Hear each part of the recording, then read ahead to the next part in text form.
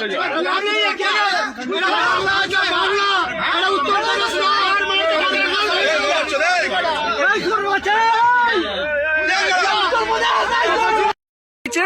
ওর হাত ধরে টেনে চলে যাচ্ছিল। কে হয় যে আমার মেয়ে 7 এ পড়ে 30 টাকা নিতে দোকান থেকে ফুটে সন্ধ্যেবেলা 6টা 10-এ ফেরেছি। ফোন করেছি, ফোন করতে বলছে আমাকে সিআরপিএফ তাড়া করেছে।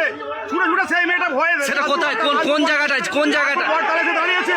তারপরে আমরা সঙ্গে সঙ্গে দুজন এসেছি, সাইকেলটা দাঁড়িয়েছে, সাইকেল নিয়েছে, সাইকেলটা পড়ে আছে মাঝখানে দৌড়তে। আদিবাসী পাড়ার গিয়ে ঢুকে পড়েছে, আদিবাসী মহিলারা ধরে এনে ওখানে বেঁধে রেখেছিল। সেখানে আবার থানা গিয়ে এখন তুলে এনেছে। কি চাইছেন এখন? কি ওর বিচার চাই, ওকে ফাঁসি চাই। আর এই বিজেপি সরকার এই গুন্ডাগুলোকে বাঁচিয়েছে উত্তরপ্রদেশ থেকে। তো ন্যাক্কারজনক ঘটনা। আমাদের মা বোনেদের এখন ইজ্জত রক্ষার লড়াই হয়ে গেছে এই কেন্দ্রীয় বাহিনীর জন্য। আজকে সন্ধ্যাবেলায় হরিপাল থানার বন্দিপুর গার্লস স্কুলের একটি ছাত্রী বাজার থেকে যখন পড়ে ফিরছিল, বাজার থেকে 1 কিলোমিটার দূরে লালপুর বটতলার অন্ধকার ঝোপের কাছে এনে তাকে ধরে টানাটানি করে এবং তার ইজ্জত নেওয়ার চেষ্টা করে। 7-এর ক্লাস 7-এর 13 বছর বয়স।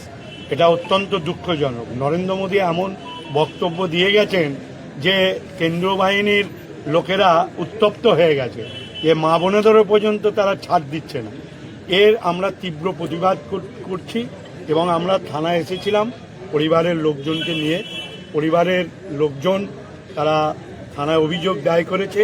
পস্কো আইনের যে ভারতীয় ন্যায়সংঘের আইনের যে 3টি ধাপ রয়েছে, সেই 3টি ধাপই ধারা প্রয়োগ করেছে। কারণ আমরা প্রতিবাদ দাবি ছিল যে তারা যেন কঠোরতম শাস্তি পান। আমি আশা রাখব যে কাস্টডি ট্রায়ালের মধ্য দিয়েই যেন বিচার পর্ব শেষ করে। পুলিশ এই দাবি মেনেছে এবং হরিপালের আজকের এই ঘটনার প্রতিবাদ জানিয়ে হাজার হাজার মানুষ এখানে উপস্থিত হয়েছিল। যেহেতু কেস স্টার্ট হয়েছে, সেহেতু আমরা পুলিশের ওপর আস্থা রেখে এবং তার সাজা চূড়ান্ততম সাজা হোক, মেয়ের পরিবার তারা বিচার পাক, পুলিশ এটা মেনে নিয়েছে। সেই জন্য আমরা আজকে এখানে অবস্থান তুলেছি। কিন্তু এরপর কোনো ঘটনা হলে আরও বৃহত্তর আন্দোলনে যাব। এবং আরেকটি কথা বলবো যে নির্বাচন কমিশন, বিজেপি যেভাবে এই কেন্দ্রীয় বাহিনীকে দিয়ে যেভাবে মা বোনেদের ইজ্জত নেওয়ার খেলায় নেমেছে, অত্যন্ত দুঃখজনক এবং লজ্জাকর ঘটনা। এবং আমরা চাই যে এই দপ্তরের যিনি মন্ত্রী, স্বরাষ্ট্রমন্ত্রী অমিত শাহের আমরা পদত্যাগ চাইছি।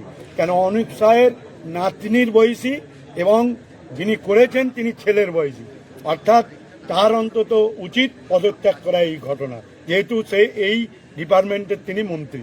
আর আমরা এর তীব্র প্রতিবাদ করব। সাথে সাথে বাংলার মায়েদের বলবো, কেন্দ্রীয় বাহিনী যতক্ষণ থাকবে ততক্ষণ একটু সাবধানে চলাফেরা করতে।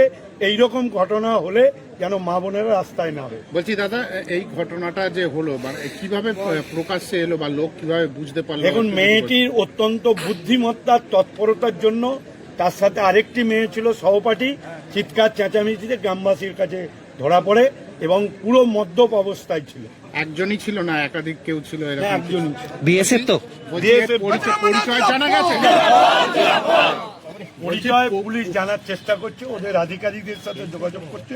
আমরা চাই চাকরি থেকে যেরকম বরখাস্ত হোক এবং তার চূড়ান্ততম শাস্তি হোক। কেন্দ্রীয় বাহিনীরই জওয়ান, তাই তো? অবশ্যই কেন্দ্রীয় বাহিনী, বিএসএফ জওয়ান। আপনারা দলগতভাবে এর কিছু লিখিত অভিযোগ বা আমরা দলগতভাবে সবাই এখানে দলের নেতৃত্বরা সাধারণ মানুষ ছিলেন, আমরা সাধারণ মানুষ হিসেবেই এটাকে পুলিশকে দেখতে বলি।